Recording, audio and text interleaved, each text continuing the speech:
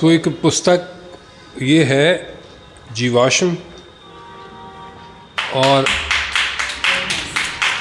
ये नीलम पब्लिकेशन मुंबई से प्रकाशित हुई थी, और इसकी जो लेखिका हैं वो है रचना दीक्षित जी। तो आप ये देखिए कि ये विज्ञान की कविताएं हैं।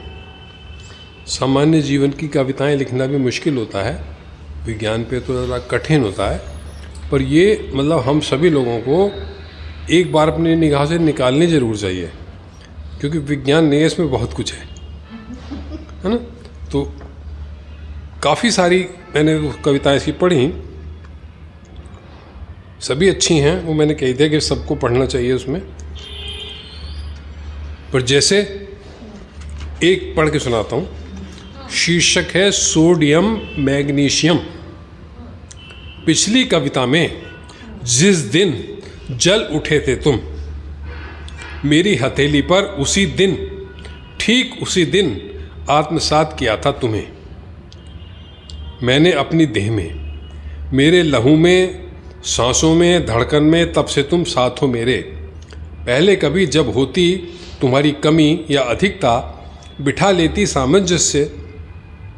कोरोना काल में जब से सारा सारा दिन साथ रहना हुआ है, आदत सी हो गई है, सही नहीं जाती अब तुम्हारी कमी या अधिकता।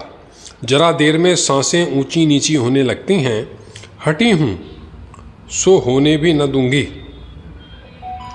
तू पूरे नियंत्रण में बहना होगा तुम्हें अब मेरी रग रग में। दुनिया के किसी मैग्नीशियम में ताकत नहीं जो विस्थापित कर पाए तुम्हें। ये बात है सोडियम और मैग्नीशियम के ब्लड के अंदर बैलेंस की, बस उसको आप दूसरे ढंग से भी सोच सकते हैं। वो जाता है, और सोडियम और मैग्नीशियम का बैलेंस नहीं हो तो बहुत सारी बीमारियां हो जाती हैं। एक और पढ़ता हूँ, हैं तो बहुत पर वो समय बहुत लगेगा। वो उसका शीर्षक है विषय। बचपन में सोचा करती थी पढ़ते समय, क्यों होते हैं इतने विषय। भाषा, गणित, विज्ञान, समाजशास्त्र, मात्र एक जीवन ही तो जीना है। क्या करूँगी ये सब सीख कर, फिर न जाने कब कैसे भर आया जीवन में काव्य, रस, अलंकार, छंद।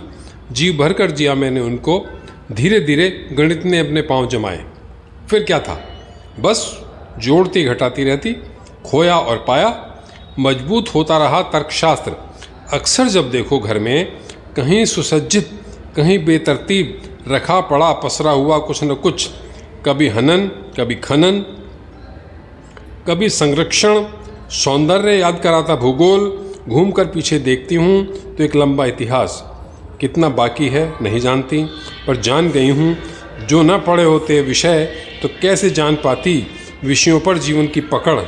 जीवन पर विषयों की पकड़ और एक सुखद जीवन जीने के लिए दोनों का साथ है। काफ़ी पर समय लगेगा, ये सब लेके और उसको पढ़ें।